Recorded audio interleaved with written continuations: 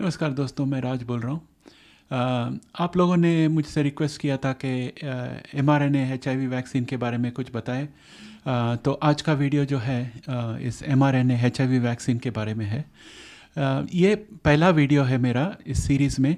मैं बहुत सारे वीडियो और ले आऊँगा, जैसे मैं और जानकारी हासिल करूँगा इन वैक्सीनों के बारे में, तो मैं और भी वीडियोस ले आऊँगा।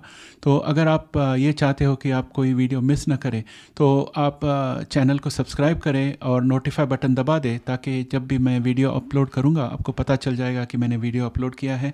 और अगर वो HIV वैक्सीन के बारे में हो तो आप देख सकते हो, जब चाहे देख सकते हो। So let's get started.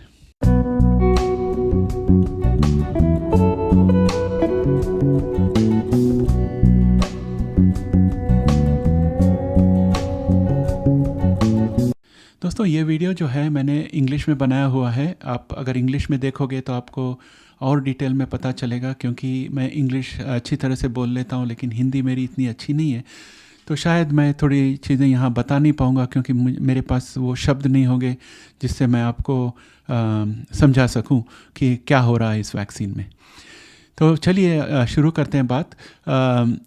इस साल के मेरे ख्याल से फरवरी या मार्च के आसपास नेशनल इंस्टीट्यूट ऑफ हेल्थ जो है यूएस की गवर्नमेंट ऑर्गेनाइजेशन है, उसने हमें बताया था कि उन्होंने 3 mRNA वैक्सीन की जांच करनी शुरू कर दी है। इस जांच को इंग्लिश में क्लिनिकल ट्रायल कहते हैं। ये फ़ेज़ 1 क्लिनिकल ट्रायल में है।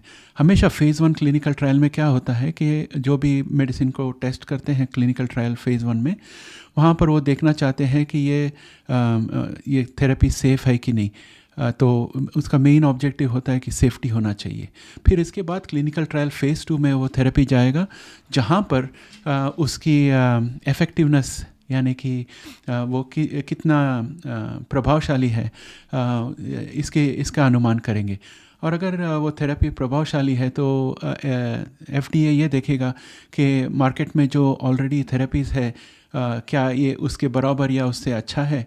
अगर वो इसके बराबर या अच्छा होगा तो ही उसे अप्रूव करेगा, अगर उससे कम होगा तो अप्रूव नहीं होगा। तो ये जनरली FDA का तरीका रहा है थेरेपीज़ को एवेल्युएट करने का। mRNA टेक्नोलॉजी जो है वो हमने देखा था कि जब कोविड-19 पैंडमिक हुई थी, तब mRNA वैक्सीन तैयार किए गए थे। और ये mRNA वैक्सीन की टेक्नोलॉजी जो है अभी काफ़ी साबित हो चुकी है, यानी कि प्रूवन टेक्नोलॉजी है। ये साबित कर दिया गया है कि mRNA द्वारा बनाए गए वैक्सीन्स जो है वो प्रभावशाली है। और इस टेक्नोलॉजी ने ये भी बात साबित कर दिया कि पहले जो वैक्सीन बनाने के लिए बहुत साल लगते थे, अभी इन वैक्सीनों को काफ़ी कम अरसे में बनाया जा सकता है। तो ये 2 अच्छी क्वालिटीज़ है mRNA वैक्सीन की। National institute of allergy and infectious disease एक संस्था है, NIAID, जो NIH का एक भाग है। और NIAID जो है वो तरह तरह के वैक्सीन बनाने के लिए फंडिंग देता है। NIAID ने काफ़ी HIV वायरस रिसर्च के लिए, HIV वैक्सीन रिसर्च के लिए फंडिंग की हुई है। तो NIAID भी इस एफर्ट में शामिल है। और पहले भी NIAID ने HIV थेरेपी और HIV वैक्सीन और तरह तरह के वैक्सीन के डेवलपमेंट में हिस्सा लिया हुआ है। तो उनके पास बहुत सारा तजुर्बा है वैक्सीन बनाने का, और उनका पूरा तजुर्बा इन 3 वैक्सीन में लगाए गए हैं। तो जब ये ट्रायल शुरू हो जाएगा तो NIAID ट्रायल वालों को उनकी एक्सपर्टीज़ के हिसाब से सजेशन या सहायता देगा, ताकि ट्रायल अच्छी तरह से हो और तीनों वैक्सीन सक्सेसफुल हो जाए। ये जो स्टडी अब हो रही है 3 mRNA HIV वैक्सीन की, ये साथ में इकट्ठे हो रही है, और इस स्टडी का आइडेंटिफिकेशन नंबर है GVTN 302। और Fred Hutchinson cancer research center जो सियाटल में है, वहाँ पर इसके फ़ेज़ 1 क्लिनिकल ट्रायल्स चल रहे हैं। और mRNA वैक्सीन जो है, इसका ये किस तरह से काम करता है, ये मैं आपको समझाने वाला हूँ। जो भी वायरस होती है जो अपने शरीर के अंदर आती है, वो उस वायरस में एक पर्टिकुलर प्रोटीन होता है जो अपने सेल्स के साथ एंकर होके अपने सेल के अंदर वो HIV जो वायरस है उसको पुश करता है। जब कोविड-19 वैक्सीन बनाया गया था, तब कोविड-19 वायरस की जांच की साइंटिस्ट ने, और उसका जो स्पाइक प्रोटीन है उसको उन्होंने आइडेंटिफाई किया कि भाई ये प्रोटीन जो है वायरस पे, उसे स्पाइक प्रोटीन कहेंगे, क्योंकि वो स्पाइक प्रोटीन जो है वो अपने सेल्स के साथ चिपक जाता है और वायरस को अपने सेल्स के अंदर घुसा देता है। तो अगर वो स्पाइक प्रोटीन को हम पहचान ले तो वायरस जैसे शरीर में आती है तुरंत अपने बॉडी की डिफेंस सिस्टम उसको ख़त्म कर सकता है। तो ये तरीका है mRNA वैक्सीन का। तो mRNA वैक्सीन जो है एक RNA अपने बॉडी में डिलीवर करता है, और वो RNA अपने बॉडी को ये सिखाता है कि वो प्रोटीन कैसे बनाए, वो स्पाइक प्रोटीन कैसे बनाए, और अपना शरीर जो है वो स्पाइक प्रोटीन बनानी शुरू कर देती है। और जब अपने शरीर में स्पाइक प्रोटीन बन जाती है तो बॉडी की सब इम्यून सिस्टम्स जो है वो स्पाइक प्रोटीन को पहचान लेती है कि ये फॉरेन पार्टिकल है, और उसको अटैक करने लगती है। और एक बार अपने डिफेंस सिस्टम ने वो फॉरेन बॉडी को आइडेंटिफाई कर लिया और उसको अटैक कर लिया तो उसकी मेमोरी में चली जाती है।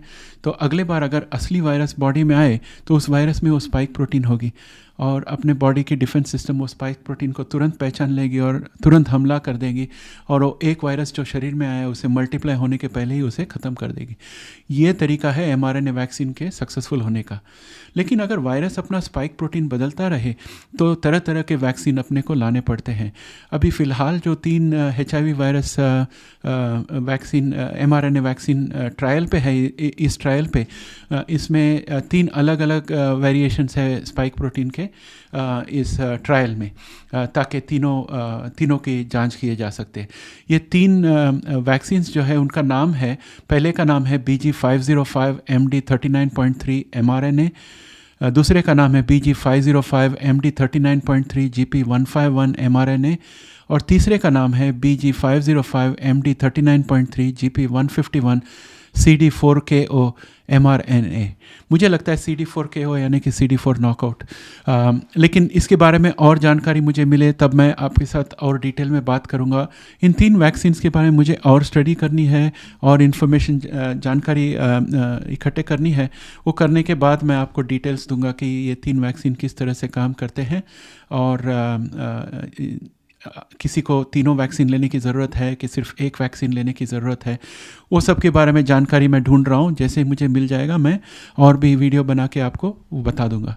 ये 3 वैक्सीन में कॉमन फैक्टर यही है कि ये तीनों वैक्सीन स्पाइक प्रोटीन बनाते हैं। HIV के 3 तरीके के स्पाइक प्रोटीन 3 वेरिएशंस बनाते हैं, और ये स्पाइक प्रोटीन जो है ये HIV को अपने सेल्स के अंदर जाने के लिए मदद करता है, और जो कि हमने ये तीनों वैक्सीन के ज़रिए बॉडी में स्पाइक प्रोटीन क्रिएट किया है वायरस के बगैर, तो बॉडी को पूरा चांस मिलता है वो स्पाइक प्रोटीन को अच्छी तरह से अटैक करके डिस्ट्रॉय करने का और पहचान लेने का और उसके मेमोरी में रख लेने का। तो एक बार ये हो जाए तो असली HIV वायरस जब शरीर के अंदर आएगी तो अपना बॉडी अपने आप उसे डिफीट कर देगा। जो कि bill and Melinda Gates foundation ने स्क्रिप्ट रिसर्च इंस्टीट्यूट को फंड किया, और स्क्रिप्ट रिसर्च इंस्टीट्यूट ने mRNA सीक्वेंस आइडेंटिफाई किए ये 3 वैक्सीन के लिए और मॉडर्ना को भेजे वैक्सीन बनाने के लिए। मुझे ये उम्मीद है कि ये वैक्सीन जब बनेगा तो ये इतना महंगा नहीं होगा और दुनिया भर में मिलेगा, ये मेरी उम्मीद है। क्योंकि bill and Melinda Gates foundation इसमें इन्वॉल्व है और NIAID भी इसमें इन्वॉल्व है। ये दोनों नॉन प्रॉफिट ऑर्गेनाइजेशंस है, और इनका उद्देश्य ये है कि विश्व भर में NIAID चाहता है कि US के अंदर सबको वैक्सीन मिल जाए, बिल एंड मेलिंडा गेट्स चाहते हैं कि विश्व भर में सबको वैक्सीन मिल जाए, जो कि इन दोनों ने अपने साथ एक दूसरे के साथ हाथ मिला लिया है। तो मुझे उम्मीद है कि ये वैक्सीन जब बन जाएगी तो काफ़ी सस्ते भाव में मिलेगी, और शायद इसका मैन्युफैक्चरिंग प्रोसेस जो है दूसरे देशों को भी दिया जाएगा ताकि सस्ते वैक्सीन बन सके अलग अलग देशों में। ये मेरी उम्मीद है, मैं गारंटी नहीं दे सकता हूँ, बट मैं सोचता हूँ कि इस तरह से हो सकता है। और इस स्टडी के प्रिंसिपल इन्वेस्टिगेटर है डॉक्टर जेसी क्लार्क, जो university of California Los Angeles में है, और डॉक्टर शैरन रेडलर जो यूनिवर्सिटी ऑफ पिट्सबर्ग में है। और ये क्लिनिकल ट्रायल जो है इसमें 108 एडल्ट्स रिक्रूट किए जाएंगे।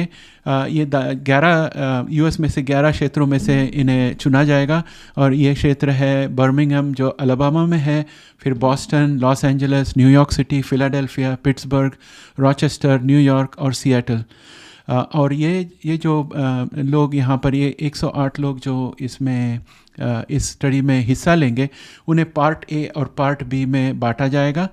और पार्ट ए को जो है लो डोज में से शुरू करेंगे और उन्हें 2 हफ्ते तक उन्हें वैक्सीन देने के बाद ऑब्ज़र्व किया जाएगा।